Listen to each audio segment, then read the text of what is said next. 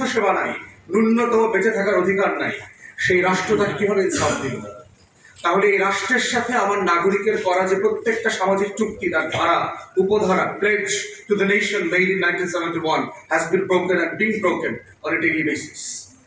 এই রাষ্ট্র নিয়েই হচ্ছে আমাদের লড়াই, এবং এই ব্যর্থতার পাটাতনে দাঁড়িয়ে কিন্তু আপনার 24-এর গণঅভ্যুত্থান হয়েছে, যেটা আমি বারবার বলছি। 47-এর ব্যর্থতা যেভাবে 71-এর জন্ম দিয়েছে, 71-এর ব্যর্থতা 90-কে জন্ম দিয়েছে, 24-এ জন্ম দিয়েছে। 24 যদি ব্যর্থ হয়, আবার 10 বছর, 15 বছর, 20 বছর পরে আবার একটা জেনারেশন নতুন নামে, নতুন ব্যানারে, আবাবিলের মতো করে ঘুরে এসে আবার রাজপথে রক্ত দেবে তার লড়াইয়ের আকাঙ্ক্ষার জায়গা থেকে। এটাই মানুষের মুক্তির লড়াইয়ের যে আকাঙ্ক্ষা, আজাদির লড়াইয়ের জায়গা থেকে শত শত বছর ধরে মানুষ এটা করেছে, হাজার হাজার বছর ধরে করেছে। এবং এটা আমি শুনলাম যে আপনার যে ওখানে একটা ব্রিজ হবার নাকি প্রস্তাবনা একদিকে পাশ পর্যন্ত হয়ে আছে। একদিকে যদি সত্যি পাশ হয়ে থাকে, সেটা বাস্তবায়ন কেন হচ্ছে না?